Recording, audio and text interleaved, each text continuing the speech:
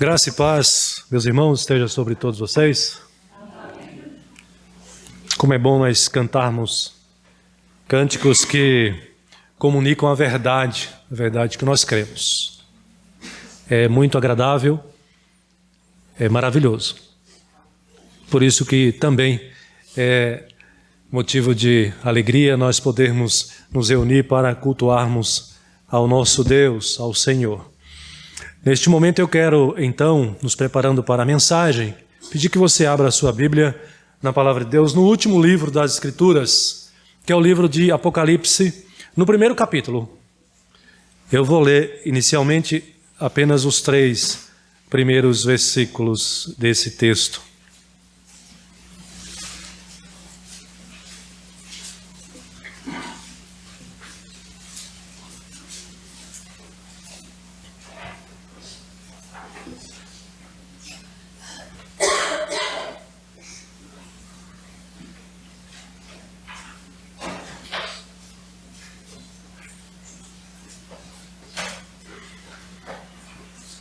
Acompanhe a leitura do texto sagrado que nos diz assim: revelação de Jesus Cristo, que Deus lhe deu para mostrar aos seus servos as coisas que em breve devem acontecer e que ele, enviando por intermédio do seu anjo, notificou ao seu servo João, o qual atestou a palavra de Deus e o testemunho de Jesus Cristo quanto a tudo o que viu.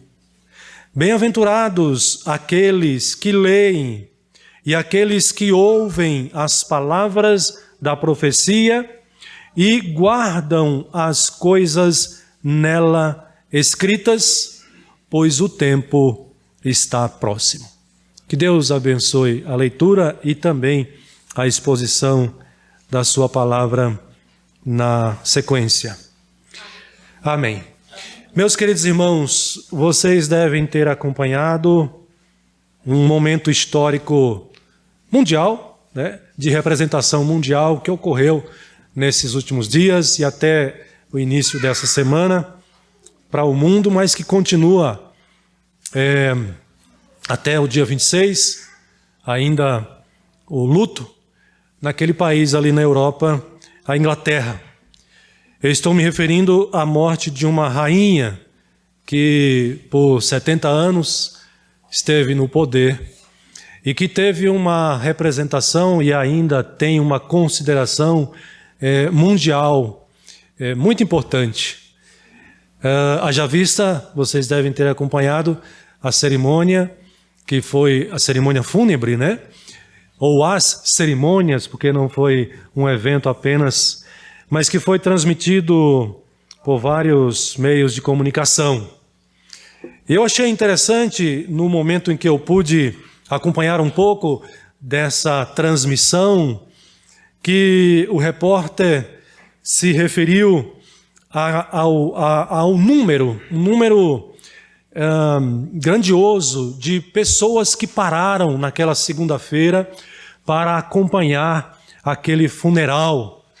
E ele fez uma estimativa que me chamou a atenção, em torno de 4 bilhões de pessoas no mundo todo. Eu não sei como ele fez essa precisão, essa medida, mas de alguma forma nós temos que concordar que esse funeral chamou a atenção do mundo inteiro, praticamente, do mundo inteiro. A morte de uma rainha que teve uma importância ao longo da história. Eu achei interessante porque, enquanto a cerimônia fúnebre se desenvolvia, várias citações bíblicas foram feitas ali, cânticos ou hinos, retratando também verdades fundamentais da Escritura. E eu pensei, olha que interessante, este evento de um alcance tão extraordinário está sendo usado e direcionado por Deus para, de alguma forma, ele ser anunciado, apontando para aquele que é o Senhor que não morre, para aquele que é o soberano que está acima de uma soberana, por maior reconhecimento que ela tenha, ou outro que venha a ter. Aquela cerimônia de uma soberana apontando para um soberano que é eterno, que é o Rei dos Reis, que é o nosso Senhor e Salvador Jesus Cristo. É interessante que quando você volta para as Escrituras, a partir do Antigo Testamento, você vai encontrar essa realidade desse tipo de governo teocrático, governo que é Deus governando o mundo através de um homem. Eu estou me referindo aos reis do Antigo Testamento. E quando você segue na leitura das páginas das Escrituras e chega no Novo Testamento, ou ainda no Antigo Testamento, você já começa a observar que essas figuras, como a exemplo do rei Davi, já apontava para um rei de uma importância muito maior do que a Elizabeth e do que o próprio rei Davi, ou Salomão, ou qualquer outro que você venha a se lembrar. Jesus Cristo, inclusive, é citado nas Escrituras como sendo aquele que herdaria o trono de Davi, se referindo àquele que reinaria e o seu reinado não teria fim, apontando para a sua eternidade, para o seu poder absoluto, para a sua majestade, para o seu domínio sobre os homens e sobre as nações. Meus irmãos, nós estamos aqui diante de um livro muito importante, um livro que tem um conhecimento também universal, embora não tão profundo da sua mensagem, mas todos já ouviram falar do Apocalipse, ou pelo menos dos sinais do Apocalipse. Mas eu quero chamar a atenção dos irmãos para alguns aspectos especiais deste livro e como ele é apresentado para nós aqui nas páginas da Escritura Sagrada. E a importância dele apontando para esse rei que é eterno. Esse rei que reina sobre as nossas vidas. Esse rei ao qual nós cantamos. Esse rei ao qual você entregou a sua vida. Esse rei ao qual você se submete aos seus ensinamentos, às suas ordenanças, ao seu modelo, ao seu padrão de vida. Esse rei ao qual você prometeu fidelidade na sua vida, na sua vivência aqui neste mundo. É interessante que o livro de Apocalipse começa chamando a nossa atenção, dizendo que é revelação de Jesus Cristo, apontando para o nosso Senhor, o nosso Salvador, aquele que faz parte desse plano maravilhoso de Deus de salvação do homem pecador, do homem condenado. Esse Deus homem, Jesus Cristo, que é no Antigo Testamento apontado para aquele que vem a ser o personagem central no plano da salvação de Deus, e que no Novo Testamento ele aponta para Jesus como sendo aquele que cumpre, que consuma ou executa esse plano bendito da salvação, o qual você e eu estamos aguardando ele voltar no último dia, cheio de glória e de majestade. Então, o livro do Apocalipse começa chamando a nossa atenção, e com isso, o autor quer chamar a nossa atenção para a origem desse livro e para o propósito desse livro. Qual é a origem desse livro? De onde procede? Qual é a sua fonte? De onde partiu esse livro aqui? E qual é o objetivo dele? Qual é o propósito do livro de Apocalipse para nós, para a nossa vida e para as pessoas, todas as pessoas deste mundo que aceita não apenas esse livro, mas toda a Escritura, toda a palavra de Deus. Aqui, meus irmãos, o livro nos revela a origem. Qual é a sua origem? A sua origem é divina. A sua origem é do próprio Deus, o Pai. E aí, isso aqui tem um detalhe especial. Como a Bíblia ela é magnífica, é extraordinária. Como as Escrituras devem provocar uma emoção em nossos corações, em nossa alma, pelo tamanho da sua força, do seu poder e da sua representação. O que é as Escrituras Sagradas? A Escritura Sagrada tem a sua representação devido à sua origem.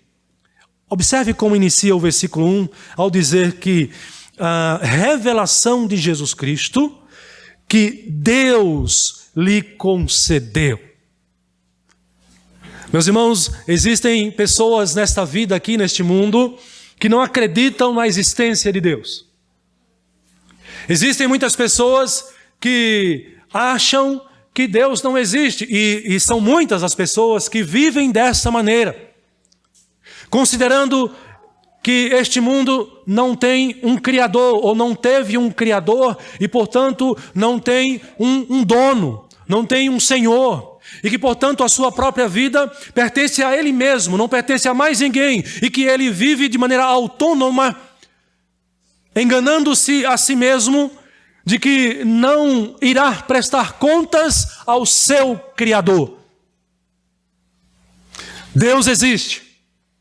E as Escrituras Sagradas é prova cabal da existência de Deus. Este livro da capa preta que você tem em suas mãos, ou que você tem no seu celular, ou no seu computador, ou seja, as Escrituras Sagradas é a prova viva da existência de Deus. E Apocalipse nos chama a atenção para essa realidade da presença, da existência de Deus. Não apenas da sua existência como um Deus que se mantém distante, mas mais do que isso, de maneira maravilhosa, e nós vamos observar nos versículos seguintes, o livro do Apocalipse e toda a Escritura não apenas provam a existência de Deus, mas provam a existência de um Deus que se relaciona conosco. É lindo de ver isso aqui nesse texto. O texto diz, revelação, o que é esse livro? É a revelação de Jesus Cristo. Ou seja, o que ele vai apresentar, a mensagem que ele vai trazer, é o que Jesus quer que você conheça. É o que Deus quer que você entenda e que você creia nas verdades expressas ou manifestadas aqui neste livro. Portanto, é o ensino de Jesus para a sua igreja, para o seu povo. Mas de onde vem esse ensino? De onde vem essa verdade? De onde vem essa revelação? Do próprio Deus, o Pai. E o texto diz, Deus lhe deu. Deus lhe deu. Meus irmãos, isso é muito bonito.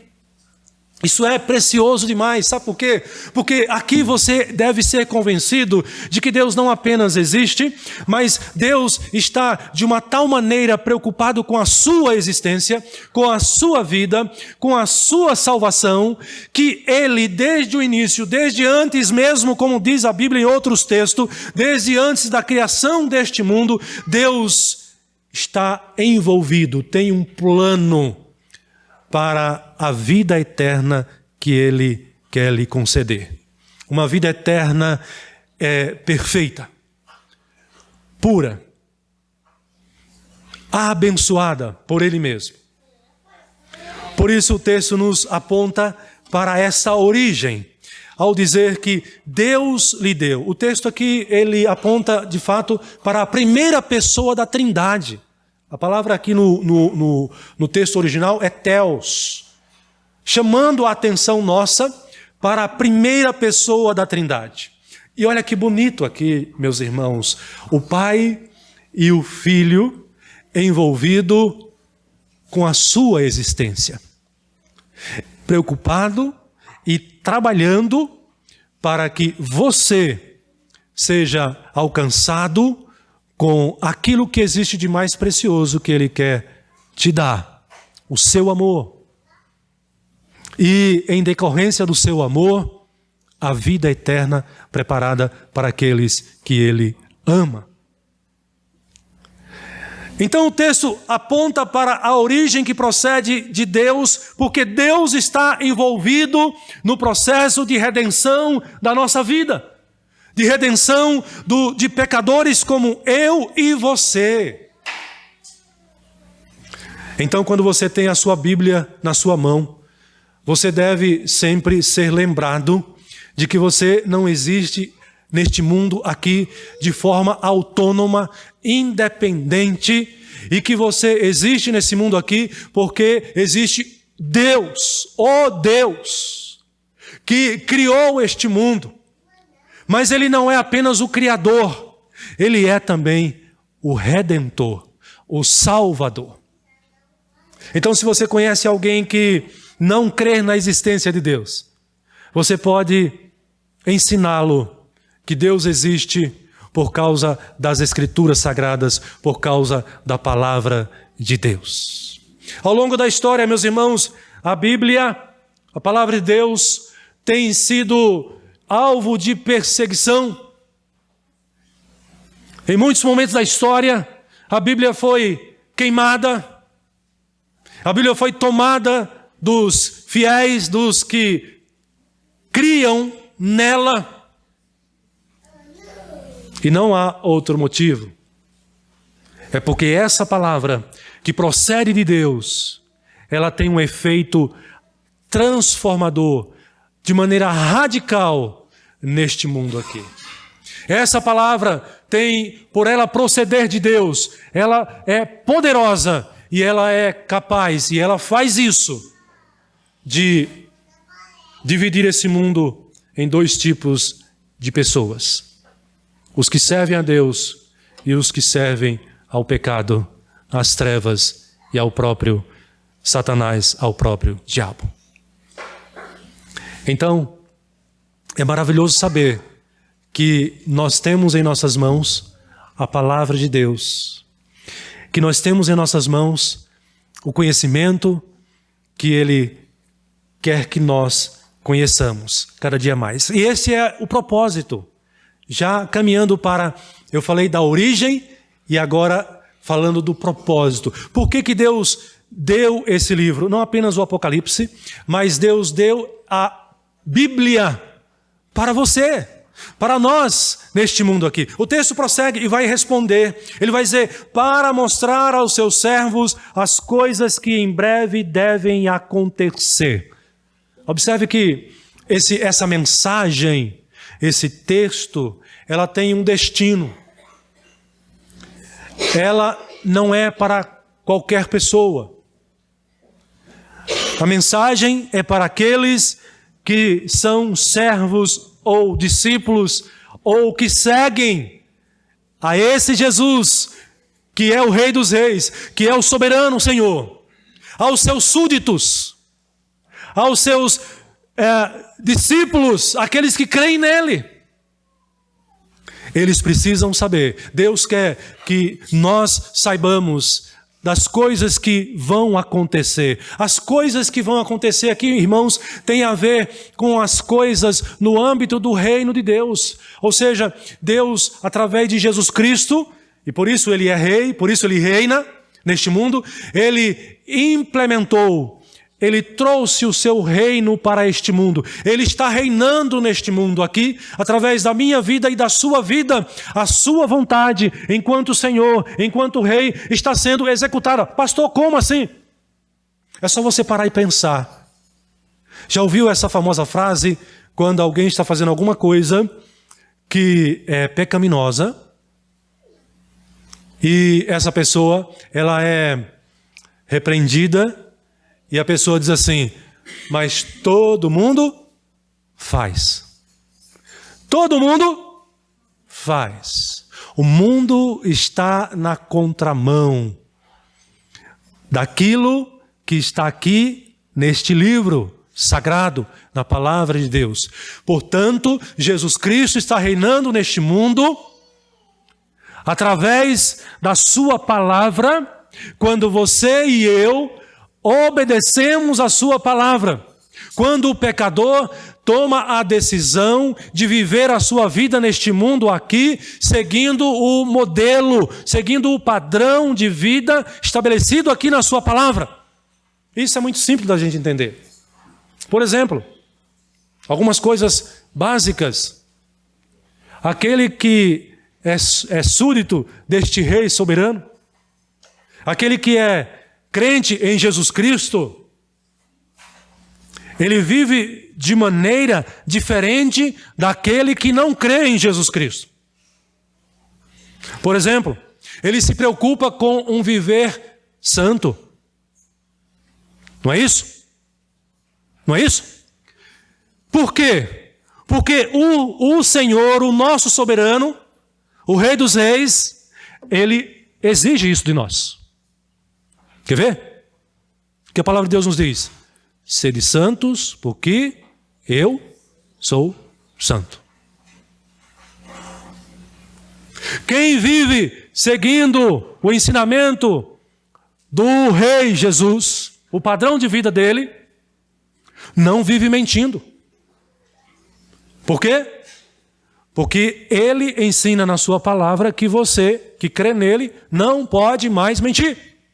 E por quê? Ele vai dizer, olha, porque o pai da mentira é o diabo. Eu não tenho nenhum compromisso com o diabo. Eu não tenho nenhum relacionamento com o diabo. Ele não tem nada a ver com o meu reino. Porque o meu reino não é de mentira. O meu reino não é da mentira. Não favorece a mentira e nem produz a mentira. O meu reino produz e promove a verdade. Jesus Cristo está reinando neste mundo. Mas para você e eu obedecer a Ele como nosso Rei, como nosso Senhor, nós precisamos conhecer as coisas aqui reveladas na sua palavra, e não apenas conhecer, mas precisamos praticá-la. Isso implica fidelidade ao Rei dos Reis, ao Senhor dos Senhores. Nós cantamos aqui alguns cânticos que nós dizemos isso, ou dissemos isso, quando nós cantamos. Você e eu afirmamos esse compromisso quando nós viemos aqui à frente. Fiquei pensando aqui se o viemos estava correto. E professamos a nossa fé. Entregando, e através dessa cerimônia pública, quando alguém vem aqui para ser batizado e fazer a profissão de fé, ele está assumindo esse compromisso. Não com as trevas e nem o Senhor das trevas, mas com Jesus Cristo, o Rei dos Reis, o Senhor dos Senhores. Então aqui nesse texto, meus irmãos, no versículo inicial, é apontado para nós a origem. A origem é do próprio Deus, o Pai.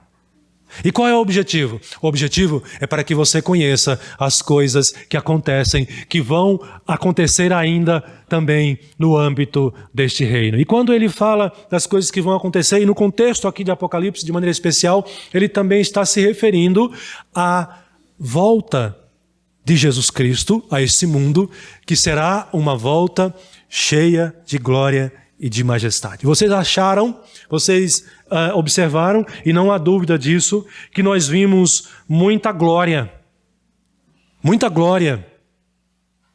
nas solenidades de ofício fúnebre da Rainha Elizabeth. Sem dúvida nenhuma, o inglês sabe fazer isso, e sabe fazer isso muito bem. Há muitos anos eles fazem isso. São craques nisso. E aí, o mundo inteiro parou para ver, como eu já disse, aqueles desfiles, aquela exibição, aquela cerimônia. Que show eles deram!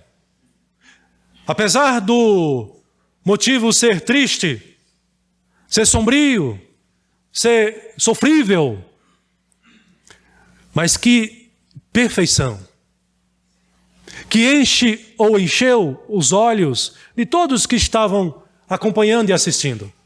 Mas o Senhor Jesus Cristo, para o qual o texto de Apocalipse chama a sua atenção, se referindo à sua volta gloriosa neste mundo, quando ele voltar a este mundo, nas alturas celestial, cheio de glória e cheio de majestade. Ah, irmãos, todos irão contemplar, todos irão ver, todos irão reconhecer a sua grandeza, o seu poder, a sua majestade, a sua glória, porque ele é um rei, não apenas o rei homem, mas ele é o Deus homem, o Senhor, o soberano das nações, o soberano dos reis da terra.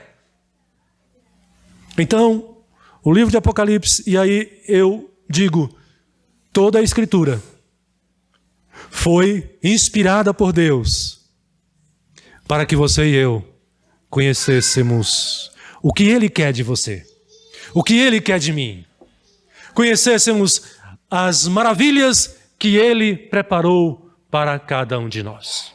Então guarde aí na sua memória esses dois aspectos. Quando você pegar a sua Bíblia, lembre disso todas as vezes que você pegar a sua Bíblia, né? É claro que tem outros elementos que vão trazer à sua memória a prova da existência de Deus. Mas toda vez que você pegar a Bíblia, não tenha dúvida. A Bíblia lembra a você que Deus existe. E que Deus está preocupado com você. E que Deus ama a sua vida. Se você crê no seu Filho Jesus Cristo. E se você deseja conhecer o que Ele tem revelado aqui na sua palavra, para que você viva de acordo com esse ensinamento. Mas eu quero prosseguir ainda, irmãos, e ir para um segundo ponto. No primeiro ponto, então, eu destaquei a origem, não só do livro de Apocalipse, mas de toda a Escritura. E o propósito das Escrituras para a minha vida e para a sua vida. Então não despreze as Escrituras. Quando você for ler as Escrituras, abra bem o seu ouvido e o seu coração. Se prepare para ler as Escrituras, inclusive reconhecendo que é Deus que vai falar com você, tendo reverência neste momento a este Deus que fala contigo. Não leia a Bíblia de qualquer jeito, não leia a Bíblia correndo sem refletir no que você está lendo. Lembre-se, é Deus falando com você. Abra sua mente, abra o seu coração para as palavras, o ensinamento que Ele quer trazer para você. E quando eu digo abra, eu estou dizendo desarme-se, para que você esteja preparado para obedecer a essa palavra maravilhosa, a essa palavra bendita. E então, em segundo lugar, o texto vai nos mostrar quais os efeitos dessa palavra na vida daqueles que creem. A palavra produz algum efeito na vida de pecadores? A palavra produziu até aqui algum efeito na sua vida? De fato e de verdade? Reflita sobre isso. Quantas vezes você já parou para ler as Escrituras e você foi impactado por ela? E você teve que mudar alguma atitude que você vinha tendo, algum pensamento que você guardava e alimentava no seu coração, na sua mente, alguma vontade, algum desejo que você alimentava no seu coração, e você se depara com as Escrituras, você lê a palavra de Deus e ela impactou a sua vida de tal maneira que você foi transformado, que você foi aperfeiçoado, que você mudou. Observe o versículo na sequência, o versículo 2, ele diz assim: o qual atestou a palavra de Deus. Aqui está se referindo ao próprio apóstolo João, que é quem recebe essa revelação.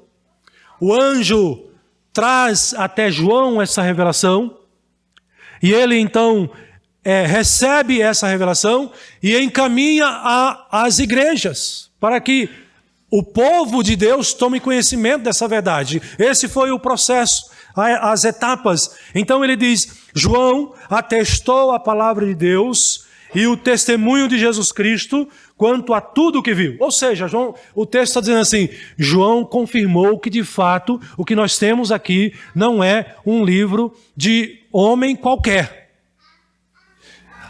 Aqui o apóstolo está dizendo: esta palavra, esta mensagem, esta carta, mais especificamente, ela é pura palavra de Deus. Não é palavra de homem, é palavra de Deus. E aí ele diz no versículo 3, então, se é palavra de Deus e você recebe essa palavra de Deus, quem recebe? Como fica essa pessoa? que é alcançado por esse presente extraordinário, maravilhoso, completo, perfeito. O texto diz: bem-aventurados. E vocês já sabem o que significa bem-aventurados, ou a palavra bem-aventurado. Significa feliz. Mas precisamos entender a felicidade aqui não apenas como uma felicidade momentânea, uma felicidade temporária, como aquele tipo de felicidade que nós temos quando você ganha um carro zero de presente. Alguém aqui já ganhou algum carro zero de presente? Não, ninguém? Quando você ganha aquela casa na praia, já ganhou uma casa na praia? Você ficou feliz quando você ganhou? Não, nunca ganhei isso, pastor. Mas você ganhou um presente de aniversário. Quando você ganha algum presente, você não fica feliz? Não é verdade? Ficamos felizes, nós gostamos disso. Mas não é desse tipo de felicidade que o texto está se referindo aqui. Ele está se referindo a uma felicidade mais profunda. Uma felicidade não temporária, mas eterna. Uma felicidade que é decorrente de uma transformação radical na vida daqueles que são alcançados por esta palavra, pela Bíblia Sagrada. Pela Bíblia Sagrada. Então, aqueles que creem nessa palavra do Rei Jesus são as pessoas mais felizes deste mundo. São as pessoas mais felizes deste mundo. Eu me lembro de uma fala. Eu não vou falar testemunho, porque quando a gente fala testemunho, a gente lembra de crente, né? Crente testemunha, dá testemunho, né? Mas não deixa de ser um testemunho. Não era uma pessoa convertida. Eu acho que eu já até relatei isso aqui para vocês. Era uma pessoa que não tinha compromisso com a igreja, nem com a palavra de Deus. Mas ele tinha pessoas próximas a ele que eram convertidas, que eram, inclusive, presbiteriana. A filha dele era presbiteriana. E pelo fato da filha dele ser casado também com um outro crente, presbítero da igreja, ele tinha convívio com os crentes de maneira geral. E depois de algum tempo convivendo com os crentes, ele começou a perceber esse detalhe. Alguma coisa diferente nesse grupo de pessoas. Ele não era crente. E ele começou a perceber que os crentes tinham algo diferente. É claro, é óbvio. Porque os crentes são pessoas que foram impactadas e transformadas as suas vidas pela palavra de Deus. São pessoas felizes. Olha o que o texto diz na sequência. Acompanhe com seus olhos aí. Bem-aventurados aqueles que leem e aqueles que ouvem e aqueles que guardam. Observe os verbos. Então, o texto aqui não está se referindo àquelas pessoas que leem, mas não querem entender. Que leem, mas não querem crer. Que escuta, mas não quer ouvir. Que vê, falando, como vocês estão me vendo aqui, falar das Escrituras, mas não quer enxergar de fato e de verdade. Estes não têm condição de serem pessoas felizes, que têm a alegria do Senhor, que têm a alegria da sua salvação, que têm a esperança bendita da vida eterna, que têm uma razão, observe o que eu vou dizer, se atente ao que eu vou dizer, que tem uma razão, não apenas temporal para a sua vida. Tem muitas pessoas que têm uma razão temporal para a sua vida. O que significa, pastor? Tem gente que vive em função do seu trabalho. Isso é uma razão temporal. Tem um tempo determinado. Não é uma razão eterna. Não é um fundamento eterno. Tem gente que vive essa vida e tem como razão o seu filho, a sua filha. Se o seu filho Deus recolher, fica sem chão. Fica perdido. Porque o fundamento da sua vida estava em algo temporal. A palavra de Deus não é algo temporal. É eterno. Então aqueles que creem na palavra e vivem por ela, eles são felizes porque a razão da sua vida não é uma razão temporal. Portanto, que corre o risco de se perder, de um dia para o outro não ter mais. Aquele que coloca a razão da sua vida nos seus rendimentos financeiros, na sua conta bancária. Não sei quantos aqui é da época do então presidente Fernando Collor de Mello. Me parece que foi na época dele. Que uma decisão foi tomada. A partir daquela data, daquele momento, foram bloqueadas os rendimentos de poupança, não foi isso? Muitas pessoas se viram perdidas com tamanha decisão. Aqui, recentemente, mais recentemente, nossa história, o governo decidiu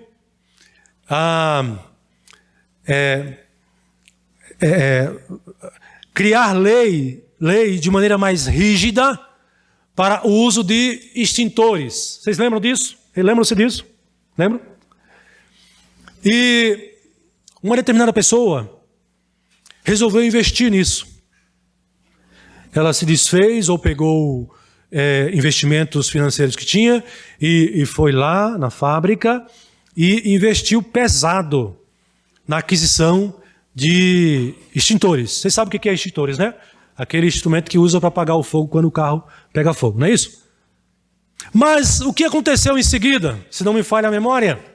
O governo trouxe uma outra lei que já não era mais tão rígida assim e que você, como motorista, já não era mais obrigado a se preocupar por força da lei a ter ali o extintor atualizado, regularizado de maneira rígida, porque senão você seria multado. E o que aconteceu com os possíveis clientes para essa pessoa que investiu toda a sua renda em extintores, encheu o seu galpão? Prejuízo. Essa pessoa, ela adoeceu e ela veio a falecer em decorrência disso. A razão da sua vida não era eterna, num fundamento eterno, era temporal. O texto está dizendo aqui que aqueles que confiam em Deus, confiam na palavra do Senhor, esses têm motivos para viverem uma vida alegre, uma vida segura, uma vida em paz, porque confiam não no homem, não nas coisas desta vida, mas confiam em Deus. Mas observe o que o texto está dizendo aqui. Não é para qualquer um. É para aquele que lê e entende e quer entender. É para aquele que ouve com atenção, considerando a importância, a relevância dessa palavra da Bíblia. É para aquele que lê, que ouve, mas que guarda essa palavra. Ou seja, é para aqueles que obedecem às Escrituras Sagradas. Meus irmãos, eu pergunto para vocês, qual o valor da Bíblia para você? Qual a importância da Bíblia para você? Nós costumamos dizer para as pessoas, quando nós queremos repreender alguém no uso indevido das Escrituras, e nós lembramos sempre daquela fase de alguém que pega a sua Bíblia, e nós costumamos ver isso no edifício, e deixa a sua Bíblia aberta na estante lá, mês após mês, ano após ano, e até fica amarela a página ali de tanto ficar aberta ali. A Bíblia não tem efeito nenhum se você não lê, se você não entende, e se você não crê e não aplica, não obedece a palavra de Deus na sua vida, na sua existência. Mas para aqueles que creem nessa palavra do Rei Jesus, sim, certamente, sem dúvida nenhuma, elas geram um efeito transformador, um efeito radical. E no contexto aqui, irmãos, de Apocalipse, esses crentes aqui estavam sendo perseguidos pelo Império Romano, pelo poder romano, por serem cristãos, por não prestarem culto ao imperador e prestarem culto ao Senhor, ao Rei Jesus, estavam sendo perseguidos. Mas agora, eles têm essa revelação, eles têm a palavra, e essa palavra vem para causar efeito transformador. E que efeito é esse de maneira prática? Aqueles que têm a palavra de Deus, aqueles que amam a palavra do Senhor, aqueles que leem, compreendem e obedecem. Irmãos, esses são pessoas consoladas. Consoladas. Desfrutam do consolo de Deus. Está sofrendo? Está sendo provado? Está difícil? Nós temos famílias enlutadas na nossa igreja. Nós temos irmãos que estão enfermos na nossa igreja. Nós temos famílias entre nós que estão lutando. Famílias, casais, quem sabe, que estão com problemas sérios no casamento. Mas cada um desses que eu estou citando aqui, ou seja, cada um de nós, porque somos todos nós, que cremos na palavra, que recorremos a essa palavra, que temos a palavra de Deus como fundamento, a razão da nossa existência aqui neste mundo, certamente nós iremos passar por tudo isso, mas desfrutando do consolo divino, do consolo do Senhor Jesus Cristo. Mas não apenas do seu consolo, também a palavra de Deus nos garante sermos encorajados. O apóstolo Pedro, escrevendo para os cristãos também perseguidos, o apóstolo Pedro, não João, mas na sua carta, na carta de Pedro, ele escreve para encorajar também aqueles cristãos perseguidos. E como ele encoraja esses cristãos? Ele diz assim: olha, se você está sofrendo, porque você é fiel ao Rei Jesus, porque você obedece a palavra, porque você fala a verdade, porque você não mente, não rouba, não prejudica as pessoas, e ainda assim você está sofrendo, anime-se, o Senhor Jesus sofreu muito mais. Agora, se você está sofrendo porque você mentiu, porque você caluniou, porque você roubou, porque você matou, você deve se envergonhar por causa disso. Você deve se entristecer grandemente por causa disso. Mas a causa do sofrimento do crente é uma causa nobre. Deve ser para nós um privilégio, uma alegria, nós sofrermos como Cristo sofreu. Nisto nós glorificamos o seu nome. Sofremos porque somos fiéis ao Senhor Jesus Cristo. E quantos irmãos e irmãs do passado não apenas sofreram, meus irmãos, mas entregaram a sua vida, foram mártires na história do cristianismo, porque diante da provação radical, da provação que chega ao seu ponto máximo, negar Jesus e viver, ou continuar confiando e morrer, muitos preferiram continuar confiando, ainda que fossem ceifadas as suas vidas neste mundo aqui. Quando você lê a palavra de Deus, nesse contexto de dificuldades, de provações, você deve buscar o encorajamento para você seguir adiante, porque eu costumo dizer, quando realizo o ofício fúnebre, eu costumo dizer, olha, não são as minhas palavras, não são as nossas palavras, que são suficientes para consolar aqueles que perderam um ente querido ou uma outra situação também difícil. Mas a palavra de Deus pode. Ela faz isso. Então eu quero encorajar você, independente da sua luta, busque na palavra, você será consolado. Busque na palavra, você será encorajado. E eu quero deixar mais uma última lição nesse sentido. Busque a palavra de Deus e a sua esperança será renovada, meus queridos irmãos. A sua esperança será renovada. Observe o versículo 7. Diz assim: eis que vem com as nuvens. É isso que Jesus Cristo quer que nós saibamos, que esses crentes soubessem e que outros virão saibam também. Coloquem a sua esperança nessa promessa. A nossa vida não termina aqui. A nossa vida perpassa a essa vida temporal.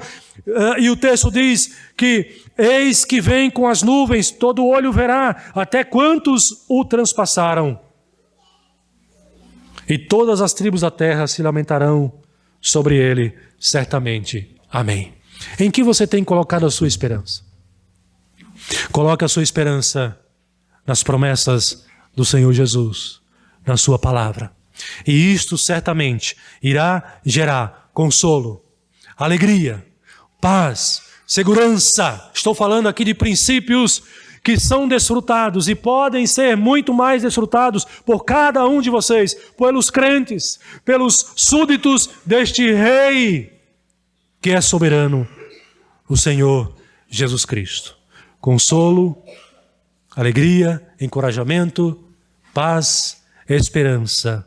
Tudo isso nós podemos encontrar nesta palavra que é bendita. Essa palavra que, concluindo esse sermão, meus irmãos, tem sim sua origem em Deus. Que maravilha! Que bênção extraordinária! Isto aqui é Deus conosco, Deus entre nós e Deus em nós, através da sua palavra. Por que que Ele fez isso? Por que que Ele está aqui? Para que você o conheça, para que você se renove nele, para que você se alegre nele, para que você viva o padrão de vida que Ele determinou e estabeleceu na sua palavra. Então não despreze a palavra de Deus.